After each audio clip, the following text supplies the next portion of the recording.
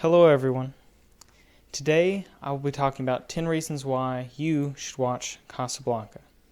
I don't care if you were looking at it on your own or someone was like, hey, you should watch Casablanca. And then you know how someone tells you to watch something but then you never get around to it. Well, this is one that you actually should watch. If you're not fucking idiot or something, you should watch it. You should have already seen it. But this video, just in case you haven't, if you slip through the cracks, better watch it, or else I'm coming for you. This is a threat. So, for all you people who pay attention to the critics and all that, which you should sometimes, but don't let it be your end-all be-all. It won Best Picture, Best Director, Best Screenplay. It also was nominated for Best Actor for Humphrey Bogart, Best Cinematography, Best Supporting Actor, looking at my notes because I can't remember all these awards, there's too many, Best Editing, and Best Music. So, for all you people who care, that's my number one point. Not number one, but my first point. My second point is that it has got some of the best, most quotable lines in all of film. You'll regret it. Maybe not today, maybe not tomorrow, but soon and for the rest of your life. But what about us? We'll always have Paris. Now. He's looking at you, kid.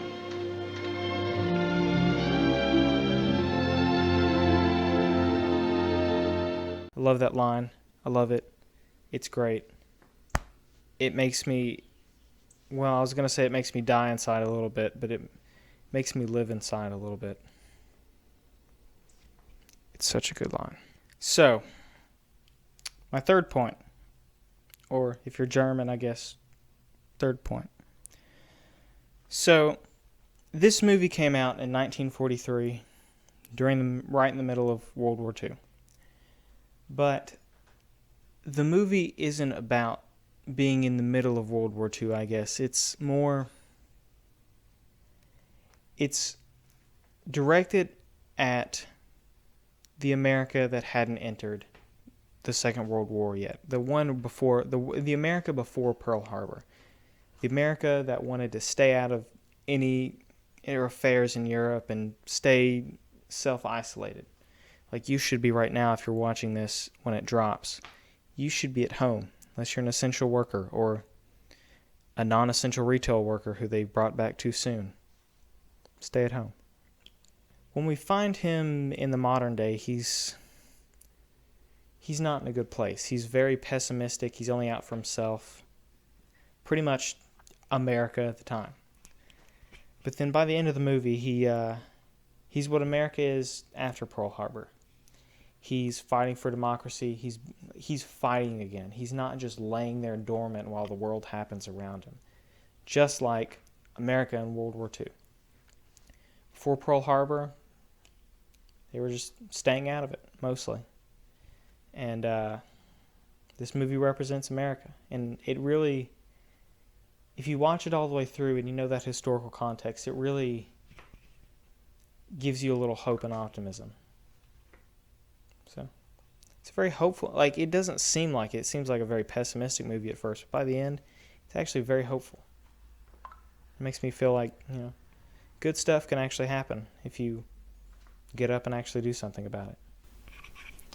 So, my fifth point is that Humphrey Bogart and Ingrid Bergman give amazing performances. Amazing performances. They're so good. And I will try to put a short little clip of each of their acting abilities in this video. Hopefully it doesn't get, well, I don't make enough views to get it demonetized anyway, so I'll put whatever the hell I want in my video, to be honest. How long was it we had, honey? I didn't count the days. Well, I did. Every one of them.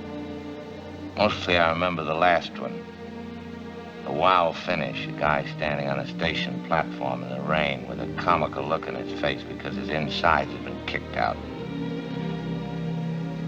Can I tell you a story, Rick? Does it got a wow finish? I don't know the finish yet. Well, go on, tell us. Maybe one will come to you as you go along. It's about a girl who had just come to Paris from her home in Oslo. At the house of some friends, she met a man about whom she had heard her whole life. A very great and courageous man. He opened up for her a whole beautiful world full of knowledge and thoughts and ideals. Everything she knew or ever became was because of him. And she looked up to him and worshipped him with the feeling she supposed was love. Yes, it's very pretty. I heard a story once. As a matter of fact, I've heard a lot of stories in my time. They went along with the sound of a tinny piano playing in the parlor downstairs. Mister, I met a man once when I was a kid. It always begin. Well, I guess neither one of our stories is very funny. Tell me, who was it you left me for? Was it Laszlo, or were there others in between? Or aren't you the kind that tells?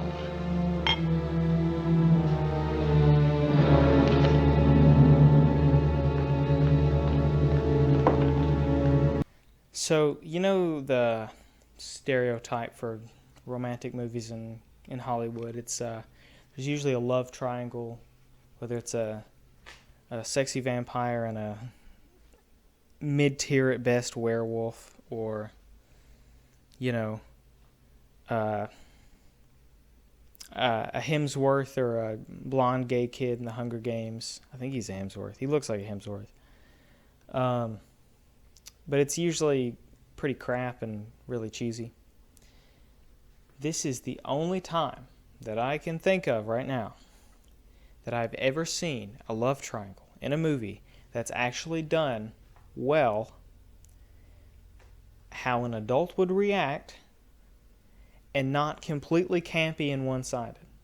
It's the best done love triangle in all of Hollywood that I can think of, to be honest. Number 7.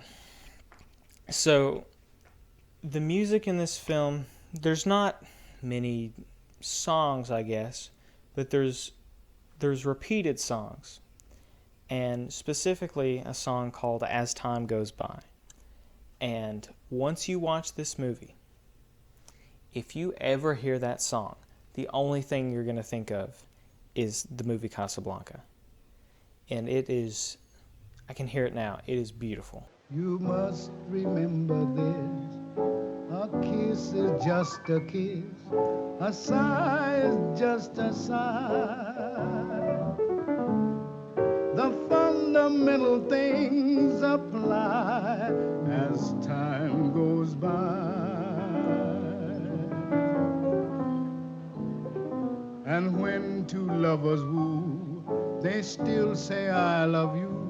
On that you can rely.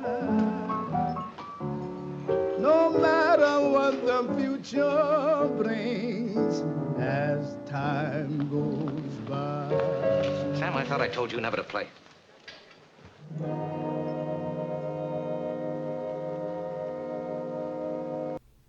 Casablanca came out in 1943, and it is still studied by film students today. This movie came out like 80 years ago. I'm not doing my math right now, but I'm pretty sure that's about right. And it's like, people still watch it today. And it holds up. It really holds up. Especially for movies of that time, the way it's shot, the way it's edited, it holds up really well.